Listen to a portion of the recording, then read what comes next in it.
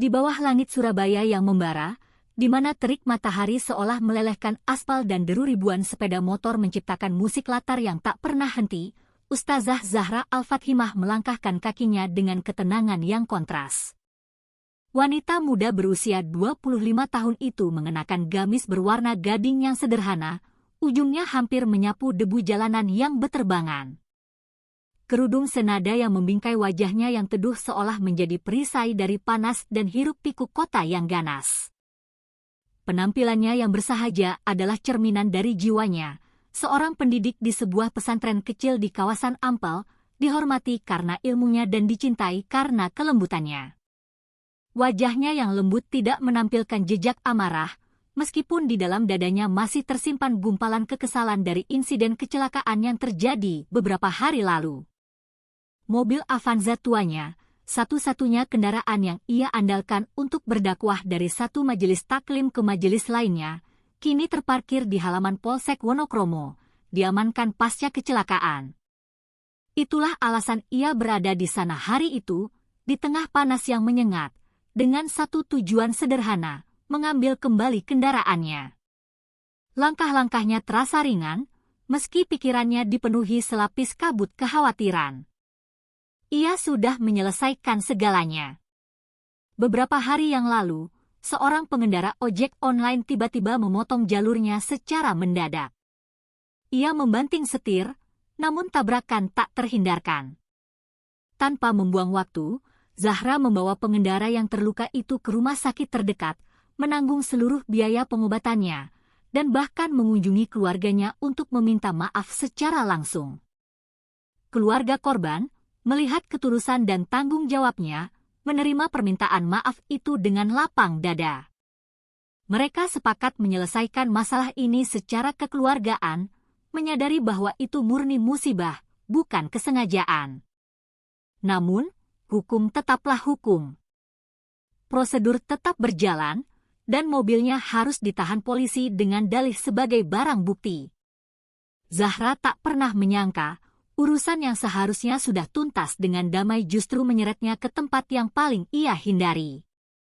Ia tahu reputasi birokrasi di kantor polisi yang seringkali berbelit-belit dan tidak ramah, tetapi ia memupuk harapan dalam hatinya bahwa hari itu segalanya akan berjalan lancar.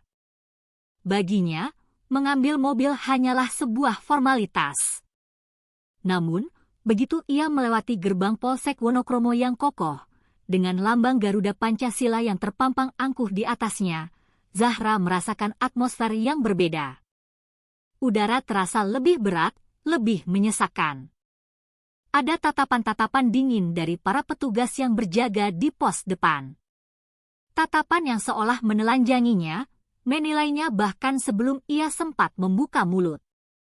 Ia mencoba menenangkan gejolak di hatinya dengan menarik napas dalam-dalam, membisikkan zikir untuk menjaga kesabarannya. Sebagai seorang ustazah, ia terbiasa mengendalikan emosi untuk tidak menunjukkan perasaan negatif di hadapan orang lain. Namun, siapa sangka, perjalanannya hari itu akan menjadi salah satu ujian terberat dalam hidupnya, sebuah pengalaman yang akan menggoreskan luka yang dalam, baik di fisik maupun di jiwanya.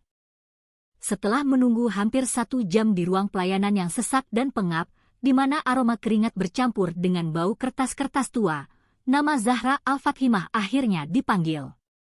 Ia melangkah maju menuju sebuah meja di sudut ruangan, mencoba menjaga sikap sopannya di hadapan seorang petugas berseragam. Namun, ketenangan yang susah payah ia bangun seketika retak ketika petugas polisi di hadapannya, seorang pria berperawakan gempal dengan kumis tebal bernama Bribka Heru Santoso, menyebutkan nominal biaya administrasi yang harus ia bayar untuk mengambil mobilnya. Angka yang disebutkan begitu fantastis, jauh di luar nalar dan akal sehatnya. Zahra tertegun sejenak, kedua matanya sedikit melebar. Ia berusaha memastikan bahwa telinganya tidak salah dengar. Tetapi dengan nada datar dan tanpa emosi, Bribka Heru mengulangi angka yang sama persis. Itu sudah prosedurnya, Bu.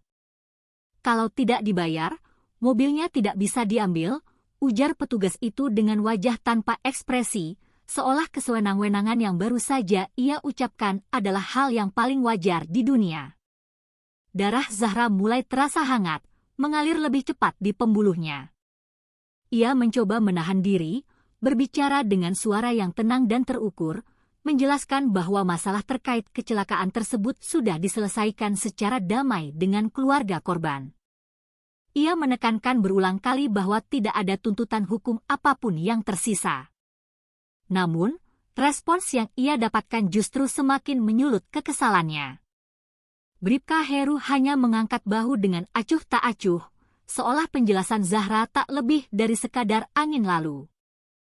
Ia kembali menegaskan bahwa biaya administrasi itu adalah kewajiban yang tidak bisa ditawar. Kalau sudah selesai dengan keluarga korban, itu urusan ibu.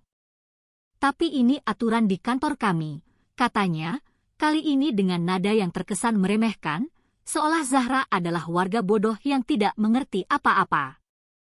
Zahra mulai merasa ada yang tidak beres. Angka yang disebutkan sama sekali tidak masuk akal, dan sikap arogan petugas itu memperkuat kecurigaannya bahwa ini bukanlah sekedar administrasi biasa. Ini adalah pemerasan terselubung. Sebagai seorang ustazah, Zahra selalu diajarkan untuk bersabar dan menyelesaikan masalah dengan kepala dingin. Tetapi ketika ketidakadilan dipertontonkan begitu nyata di depan matanya, ia merasa tidak bisa tinggal diam. Dengan suara yang kini terdengar lebih tegas, ia menyatakan ketidaksetujuannya dan meminta penjelasan yang lebih rinci mengenai dasar hukum dari biaya tersebut. Namun, reaksi petugas itu justru menunjukkan ketidaksenangan yang kentara. Wajahnya yang semula datar kini mengeras, dan nadanya berubah menjadi tajam, seakan merasa terganggu dengan keberanian Zahra untuk mempertanyakan otoritasnya. Kalau ibu tidak mau bayar, ya sudah, mobilnya tidak akan keluar. Silakan kalau mau protes ke atasan saya, katanya sambil menyandarkan tubuhnya ke kursi dengan santai, sebuah gestur yang penuh dengan kesombongan. Dada Zahra terasa sesak. Ia tahu ini baru permulaan. Permulaan dari sebuah pertempuran yang jauh lebih buruk dari yang pernah ia bayangkan. Zahra merasakan ada sesuatu yang sangat tidak adil sedang terjadi di hadapannya. Ia tidak bisa menerima nominal yang disebutkan oleh Bribka Heru, terutama karena ia sadar betul bahwa posisinya adalah korban dari sebuah kecelakaan yang tidak disengaja. Dengan suara yang tetap dijaga agar sopan, namun kini dilapisi ketegasan yang tak bisa disembunyikan, ia mencoba menjelaskan kembali duduk perkara kecelakaan itu dengan lebih detail. Pak, saya ulangi sekali lagi. Saya sudah menyelesaikan semuanya dengan pihak keluarga korban. Mereka sudah memaafkan dan kami sudah sepakat untuk tidak memperpanjang masalah ini. Jadi, kenapa saya harus membayar biaya sebesar ini? Apa alasan yang sebenarnya di balik angka ini? Tanyanya, menatap lurus ke arah petugas itu, mencari secercah kejujuran di matanya. Namun, bukannya mendapatkan jawaban yang masuk akal, Zahra justru dihadapkan pada sikap dingin dan arogan dari Bribka Heru yang kini tampak lebih sibuk membolak-balik berkas di mejanya daripada mendengarkan argumen Zahra. Petugas itu mendengus pelan, lalu menatap Zahra dengan ekspresi lelah, seolah ia tidak punya waktu untuk meladeni keluhan sepele. Bu, saya sudah bilang, ini aturan di sini. Kalau mau ambil mobil, ya bayar. Kalau tidak mau bayar, mobilnya tetap kami tahan. Sudah, jangan banyak tanya, katanya dengan nada sinis yang menusuk. Seolah-olah Zahra adalah anak kecil yang tidak paham prosedur. Darah Zahra mulai mendidih. Sebagai seorang ustazah, ia sangat memahami pentingnya menjaga emosi dan tidak mudah terpancing amarah. Tetapi ketidakadilan yang begitu nyata dan telanjang di hadapannya membuatnya sulit untuk tetap diam. Ia tahu bahwa apa yang sedang dilakukan oleh petugas ini bukan hanya salah, tetapi juga melanggar prinsip keadilan yang selama ini ia junjung tinggi dalam setiap dakwahnya. Ia menatap Bribka Heru dengan mata yang menajam, mencoba menahan segala amarah yang mulai mendesak keluar dari dalam dadanya. Saya tidak masalah jika ini memang aturan, Pak. Tapi saya tahu persis, biaya ini tidak masuk akal. Nominalnya terlalu besar, dan saya tidak percaya bahwa ini adalah prosedur resmi yang tercatat dalam peraturan negara, jawab Zahra dengan nada yang lebih tegas. Ia tidak lagi berusaha menyembunyikan rasa frustrasinya. Saya hanya ingin mengambil kembali mobil saya, bukan untuk diperas seperti ini. Kalau saya memang bersalah, tolong tunjukkan aturan hukumnya. Jangan hanya seenaknya meminta uang. Lanjutnya, suaranya mulai terdengar lebih kuat, meskipun ia tetap berusaha menjaga sopan santunnya. Namun, protes Zahra ini justru membuat Bribka Heru semakin kehilangan kesabaran. Wajahnya yang semula tenang kini mengeras, dan ia mulai berbicara dengan nada yang jauh lebih kasar, memotong ucapan Zahra tanpa memberinya ruang untuk menyelesaikan penjelasannya. Bu, kalau tidak mau bayar, urus saja sendiri sama atasan saya. Atau mau saya tahan mobilnya lebih lama lagi, ancamnya, matanya melotot. Zahra terdiam sejenak, menarik napas untuk mencoba menenangkan dirinya. Tetapi di dalam hatinya ia tahu bahwa ini bukan lagi sekadar masalah prosedur. Ini adalah manifestasi dari sebuah sistem yang sakit, sebuah ketidakadilan yang harus ia lawan, tak peduli apapun risikonya. Tatapan dingin Bribka Heru kini berubah menjadi sorot mata tajam yang penuh dengan ketidaksabaran. Ia tampak jelas sangat kesal karena Zahra terus berbicara, mencoba memperjuangkan haknya dan menolak mentah-mentah untuk membayar uang administrasi yang tidak wajar itu. Dengan nada tinggi yang penuh intimidasi, polisi itu memotong setiap kalimat yang hendak diucapkan Zahra sebelum ia sempat menyelesaikannya. Bu, saya sudah bilang ini aturan. Kalau ibu tidak mau bayar, ya sudah, mobilnya tidak akan kami keluarkan. Jangan banyak alasan, bentaknya, suaranya menggema di ruangan pelayanan yang kecil dan pengap itu, membuat beberapa warga lain yang sedang menunggu menoleh dengan takut-takut. Zahra, yang masih mencoba untuk tetap tenang, merasa diperlakukan dengan sangat tidak hormat. Martabatnya seolah diinjak-injak. Ia menatap polisi itu dengan mata yang tajam, tetapi tidak membalas bentakan tersebut dengan bentakan pula. Sebagai seorang ustazah, ia tahu betapa pentingnya menjaga sikap, bahkan ketika dirinya sedang berada dalam situasi yang paling tidak adil sekalipun. Namun, semakin Zahra mencoba menjelaskan dengan nada yang sopan dan rasional, semakin kasar pula sikap polisi tersebut. Ia mulai mengetuk-ngetukkan pulpennya ke meja, menciptakan ritme yang terdengar seperti sebuah ancaman halus.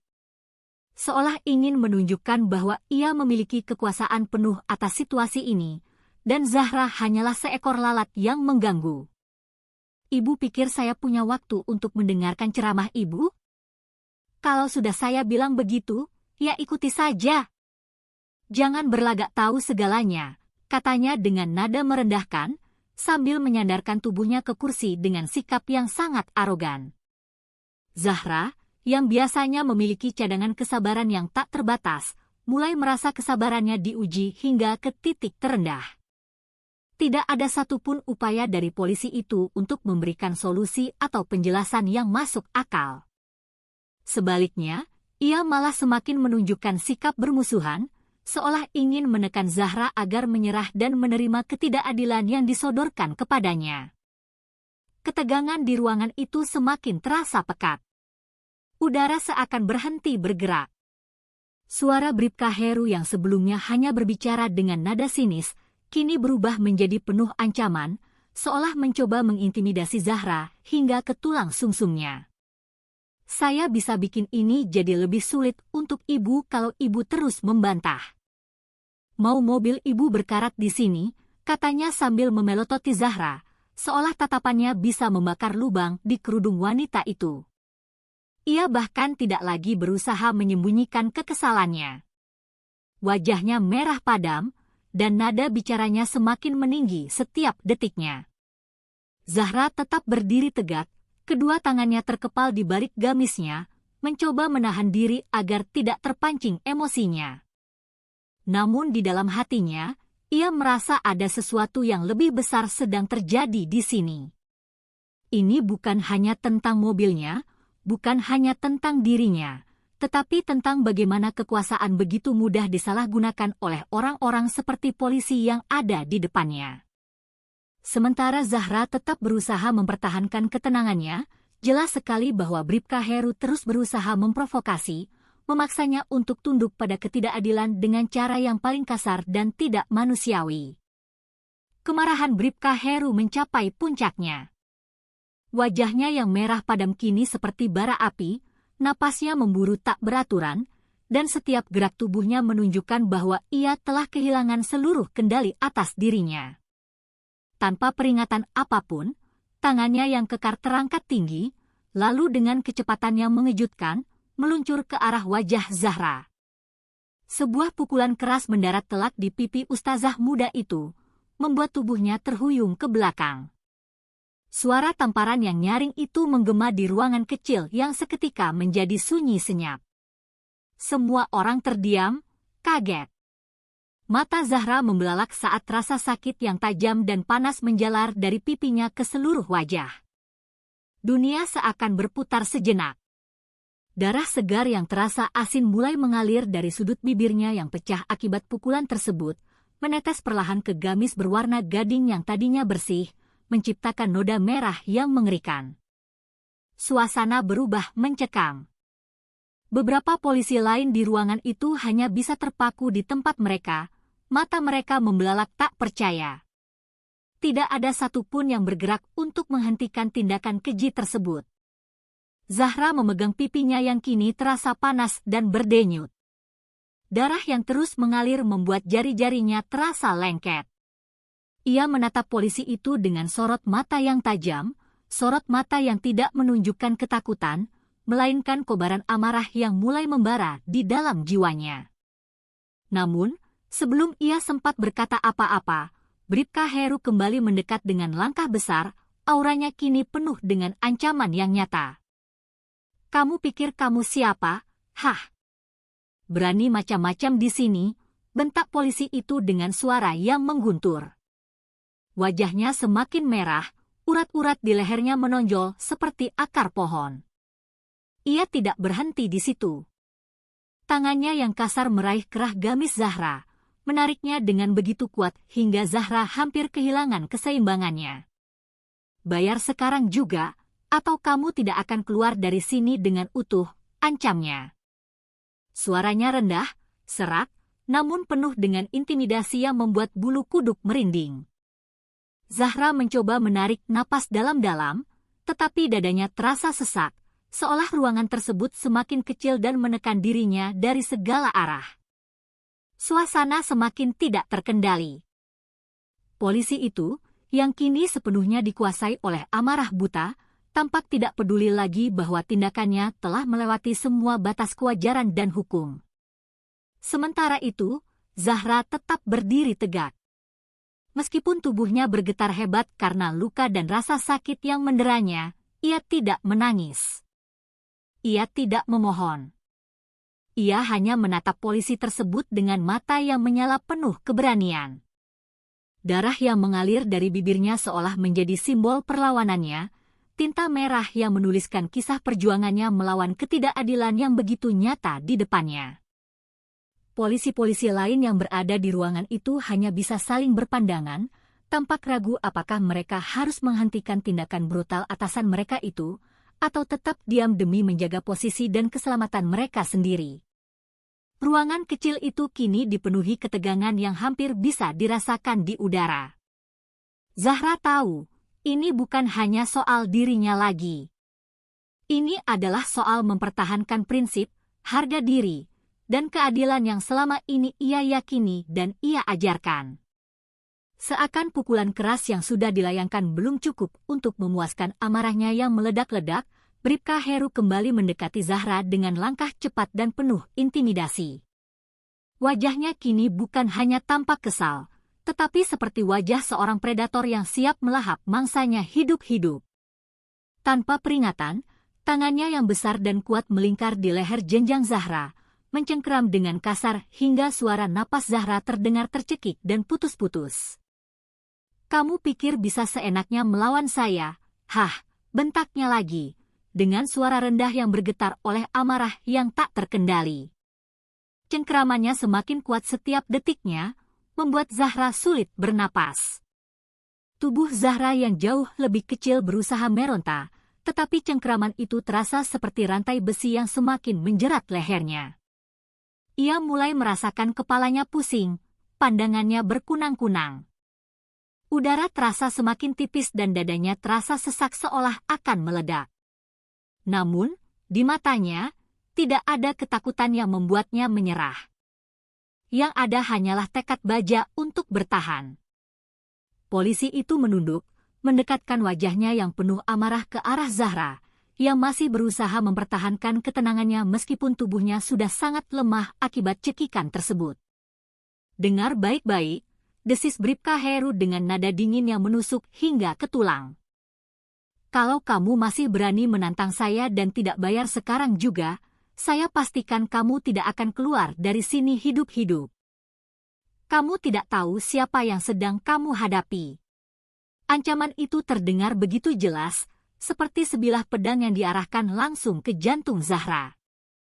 Sementara itu, darah dari bibir Zahra masih terus mengalir, menetes semakin banyak ke gamisnya yang kini ternoda merah pekat. Namun, meski dalam posisi yang terpojok dan sangat rentan, matanya tetap menatap tajam ke arah polisi itu. Seolah ingin mengatakan bahwa ia tidak takut.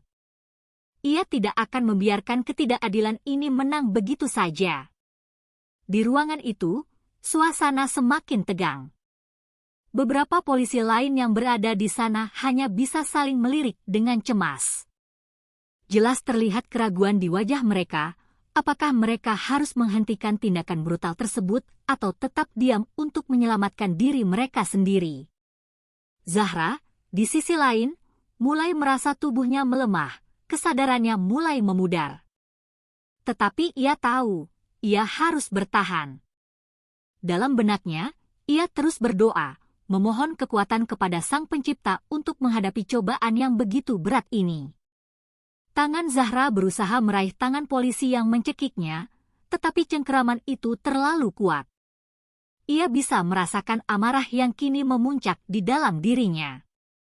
Ini bukan hanya soal dirinya sebagai individu, ini adalah tentang melawan kezaliman yang nyata di depan matanya. Entah dari mana, tiba-tiba sebuah kekuatan baru muncul dari dalam dirinya. Dan ia tahu, ia tidak akan menyerah begitu saja. Awalnya, Zahra hanya bisa pasrah menerima perlakuan kasar yang ia alami. Ia mencoba menahan rasa sakitnya, menenangkan dirinya, dan mengingatkan hatinya untuk tetap bersabar seperti yang selalu ia ajarkan kepada para santrinya. Namun, rasa sakit yang terus-menerus menyerang fisiknya tidak ada apa-apanya dibandingkan dengan rasa sakit yang ia rasakan di dalam hatinya. Harga dirinya diinjak-injak, kehormatannya sebagai seorang wanita dan seorang ustazah dipermalukan oleh tindakan yang begitu tidak manusiawi. Ia adalah korban, tetapi ia diperlakukan seolah-olah ia adalah pelaku kejahatan yang harus tunduk pada kekuasaan yang kejam dan sewenang-wenang. Saat cengkeraman di lehernya semakin kuat dan napasnya hampir habis, Zahra merasakan sesuatu yang berbeda membakar di dalam dirinya. Itu adalah kemarahan. Kemarahan suci yang tidak bisa lagi ia redam. Ia sadar, jika ia terus diam, ia akan kalah. Ia akan kehilangan lebih dari sekadar haknya atas sebuah mobil. Ia akan kehilangan martabatnya. Dan itu adalah sesuatu yang tidak bisa ia biarkan terjadi. Dengan tekad yang tiba-tiba meledak seperti gunung berapi, Zahra mengumpulkan seluruh sisa keberanian dan kekuatannya. Dalam satu gerakan cepat yang tak terduga, ia mengayunkan lengannya dengan keras, memukul sisi kepala Bribka Heru dengan kepalan tangannya. Pukulan itu, meskipun tidak terlalu kuat, cukup untuk membuat polisi itu terkejut dan terhuyung beberapa langkah ke belakang. cengkeramannya di leher Zahra pun terlepas. Napas Zahra tersengal-sengal, ia terbatuk-batuk sambil mencoba mengisi kembali paru-parunya dengan udara. Namun, matanya kini dipenuhi dengan api kemarahan yang membara. Ia tidak lagi terlihat seperti seorang wanita yang lemah atau ustazah yang lembut. Di hadapan mereka semua, ia telah berubah menjadi sosok pejuang yang berani, seorang singa betina yang tidak akan membiarkan dirinya dianiaya tanpa perlawanan. Bribka Heru, yang tidak pernah menyangka bahwa wanita berkerudung ini akan berani melawan, mencoba kembali mendekat dengan amarah yang lebih besar. Tetapi Zahra lebih cepat. Dengan keberanian yang tidak terduga, ia memukul kepala polisi itu sekali lagi, kali ini lebih keras, menggunakan seluruh tenaga yang ia miliki. Pukulan-pukulan bertubi-tubi yang dilayangkan Zahra dengan membabi buta membuat polisi tersebut kehilangan keseimbangan. Ia terhuyung-huyung, mencoba melindungi dirinya dari serangan tak terduga itu, tetapi Zahra tidak berhenti. Kemarahan yang selama ini ia tekan telah meluap, mengubah rasa sakitnya menjadi kekuatan yang luar biasa. Polisi-polisi lain yang ada di ruangan itu hanya bisa terpaku, tidak percaya dengan apa yang mereka saksikan. Wanita muda yang sebelumnya mereka anggap lemah dan tidak berdaya, kini berdiri dengan penuh keberanian melawan seorang pria berbadan kekar yang jauh lebih besar darinya. Suasana di ruangan itu berubah drastis. Dari dominasi polisi yang arogan menjadi sebuah momen di mana Zahra mengambil alih kendali. Ia tidak lagi peduli dengan luka di tubuhnya atau darah yang terus mengalir dari bibirnya. Yang ada dalam pikirannya hanyalah satu hal, melawan ketidakadilan, apapun risikonya. Kemarahan Zahra telah mencapai puncaknya. Ia tidak lagi berpikir tentang rasa sakit yang menjalar di sekujur tubuhnya atau darah yang semakin banyak mengotori gamisnya yang berwarna gading. Yang ada hanyalah dorongan kuat yang tak terbendung untuk menghentikan kezaliman yang sedang berdiri di hadapannya. Dengan kekuatan yang entah muncul dari mana, Zahra meraih keras seragam Bribka Heru yang tadi mencekiknya. Tatapannya penuh dengan amarah dan keberanian yang tidak tergoyahkan. Sebuah keberanian yang lahir dari harga diri yang diinjak-injak dan prinsip keadilan yang ia perjuangkan seumur hidupnya. Dalam satu gerakan cepat yang mengejutkan, ia mengangkat tubuh polisi itu dengan kedua tangannya. Rekan-rekan polisi lain di ruangan itu hanya bisa membuka mulut tanpa suara, tidak percaya dengan apa yang sedang mereka lihat di depan mata mereka. Wanita muda yang mereka anggap lemah itu kini menunjukkan kekuatan yang tidak pernah mereka duga. Tubuh Bribka Heru, meskipun besar dan kekar, tampak tidak ada apa-apanya di tangan Zahra. Dengan tenaga yang terkumpul dari kemarahan dan tekadnya yang membara, ia membanting tubuh polisi itu ke lantai dengan kekuatan penuh. Suara benturan keras menggema di seluruh ruangan, memecah keheningan yang mencekam. Tubuh Bribka Heru menghantam lantai keramik dengan sangat keras. Punggungnya menghantam ubin hingga terdengar suara retakan kecil yang mengerikan. Polisi itu terdiam, tidak bergerak sama sekali. Tubuhnya tergeletak lemas di lantai, tak berdaya, dan tak sadarkan diri. Rekan-rekan polisinya yang berada di ruangan itu hanya bisa menatap dengan campuran keterkejutan dan ketakutan yang luar biasa. Tidak ada satupun dari mereka yang berani mendekat atau mencoba menghentikan Zahra saat itu. Mereka terlalu terkejut dengan pemandangan luar biasa yang baru saja terjadi. Zahra berdiri di tengah-tengah ruangan, napasnya terengah-engah, dadanya naik turun dengan cepat. Namun, matanya tetap menyala penuh dengan keberanian. Tangannya sedikit gemetar, bukan karena takut, tetapi karena adrenalin yang menguasai seluruh tubuhnya. Ia menatap tajam ke arah polisi-polisi lain di ruangan itu, yang masih terpaku di tempat mereka berdiri. Tidak ada seorang pun yang berani bergerak, apalagi mendekatinya. Semua orang di sana kini tahu bahwa Zahra bukan lagi seorang ustazah yang hanya bisa mengandalkan kesabaran dan doa. Ia adalah seseorang yang siap melawan dengan segenap jiwa dan raga ketika keadilan diinjak-injak di depan matanya. Suasana di ruangan itu berubah total. Dari dominasi penuh polisi yang sewenang-wenang menjadi sebuah momen di mana Zahra berdiri sebagai simbol perlawanan terhadap kekuasaan yang korup. Meskipun tubuhnya penuh luka dan wajahnya berlumuran darah, Zahra tetap berdiri tegak, memperlihatkan bahwa ia telah memenangkan pertempuran itu, setidaknya untuk saat ini. Suasana yang tegang di ruangan itu tiba-tiba pecah ketika pintu utama terbuka dengan keras. Seorang pria berseragam lengkap dengan pangkat komisaris polisi di pundaknya memasuki ruangan, disertai langkah yang tegas dan penuh wibawa. Dialah pimpinan kantor polisi tersebut, Kompol Wirawan. Seorang pria paruh baya dengan wajah serius namun tenang, yang segera menyadari bahwa situasi di kantornya telah lepas kendali. Pandangannya menyapu seluruh ruangan. Ia melihat anak buahnya yang terdiam kaku seperti patung, seorang bribka yang tergeletak tak sadarkan diri di lantai, dan di tengah-tengah itu semua, Ustazah Zahra Al-Fathimah yang berdiri tegak dengan wajah penuh luka serta darah yang masih mengalir dari bibirnya. Wajah Kompol Wirawan mengeras, tetapi ia tidak langsung meledak dalam kemarahan. Sebagai seorang pemimpin, ia tahu bahwa situasi seperti ini membutuhkan ketenangan untuk diredam sebelum semakin memburuk dan menjadi skandal besar. Ia melangkah mendekati Zahra yang masih berdiri dengan napas terengah-engah. Tubuhnya penuh luka, tetapi matanya tetap menyala dengan keberanian yang tak padam.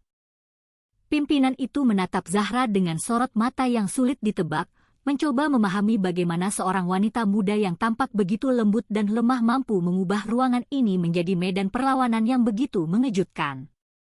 "Saya minta maaf atas kejadian ini," ucapnya dengan suara rendah, tetapi tegas, sambil sedikit membungkukkan badannya sebagai tanda permintaan maaf yang formal. Ia melirik sekilas ke arah anak buahnya yang tergeletak di lantai, lalu kembali menatap Zahra. "Apa yang dilakukan oleh bawahan saya tidak dapat dibenarkan. Saya akan memastikan bahwa tindakan ini tidak akan terulang lagi. Anda dapat membawa mobil Anda pulang sekarang juga, tanpa dikenakan biaya apapun. Anggap saja ini sebagai bentuk tanggung jawab kami atas kesalahan fatal ini." Lanjutnya, nada suaranya berusaha terdengar tulus, meskipun ada ketegangan yang jelas terasa di udara. Namun, setelah menyampaikan permintaan maafnya, tatapan Kompol Wirawan berubah menjadi lebih tajam. Dengan nada yang sedikit lebih rendah tetapi penuh tekanan, ia berkata, "Tapi, saya mohon, jangan sampai kejadian ini tersebar keluar. Demi kebaikan semua pihak, termasuk Anda sendiri, lebih baik kita anggap insiden ini selesai di sini." Kata-kata itu terdengar seperti sebuah ancaman halus, sebuah peringatan yang dibalut dengan sopan santun agar Zahra tidak membuka mulut tentang apa yang telah terjadi. Ia tahu, jika insiden ini sampai ke telinga publik atau media, reputasi institusi yang ia pimpin akan hancur lebur. Zahra tetap diam, menatap pimpinan itu tanpa ekspresi. Tetapi di dalam hatinya, ia tahu betul makna di balik kata-kata tersebut. Meskipun ia mendapatkan kembali mobilnya, ancaman itu menjadi pengingat pahit bahwa perjuangannya melawan ketidakadilan ini belum sepenuhnya selesai. Namun, untuk saat ini, ia memilih untuk menerima permintaan maaf tersebut, mengingat tubuhnya yang sudah sangat lelah dan luka-luka di sekujur tubuhnya yang masih terasa perih. Zahra melangkah keluar dari Polsek Wonokromo dengan langkah yang berat. Tubuhnya masih terasa nyeri akibat kekerasan yang baru saja ia alami. Wajahnya penuh luka, darah yang mulai mengering masih terlihat di sudut bibirnya, dan gamis berwarna gadingnya kini ternoda merah, menjadi saksi bisu atas ketidakadilan yang baru saja ia hadapi. Namun, meskipun tubuhnya terasa lemah, sorot matanya tetap kuat dan tak tergoyahkan. Ia tidak menangis, tidak menunjukkan kelemahan sedikit pun, meskipun hatinya terluka parah dan dipenuhi amarah yang membara.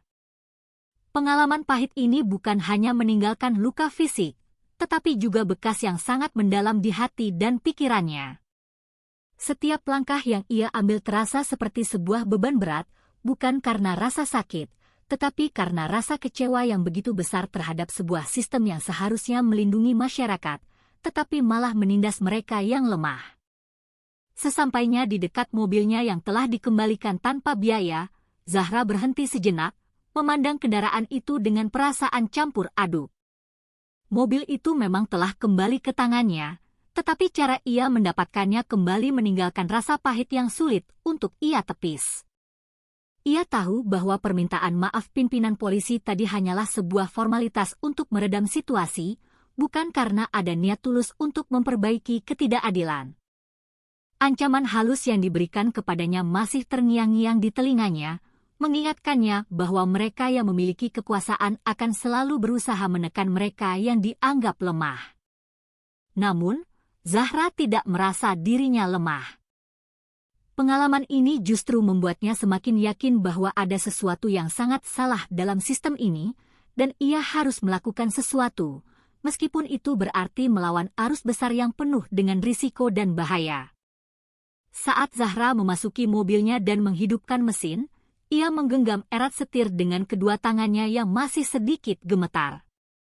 Bukan karena takut, tetapi karena kemarahan yang membara di dalam jiwanya. Dalam hatinya, ia berjanji bahwa kejadian ini tidak akan berakhir begitu saja. Ia mungkin telah memilih diam untuk saat ini demi keselamatannya, tetapi ia tahu bahwa suatu hari nanti, ia akan kembali untuk memperjuangkan keadilan yang sesungguhnya. Ia tidak akan membiarkan orang lain mengalami apa yang telah ia alami. Dengan tekad yang semakin kuat dan membaja, Zahra melajukan mobilnya meninggalkan kantor polisi itu, membawa serta luka di tubuhnya dan api perlawanan yang baru saja menyala di dalam hatinya. Ia tahu, ini bukanlah akhir. Ini adalah awal dari sebuah perjuangan yang panjang melawan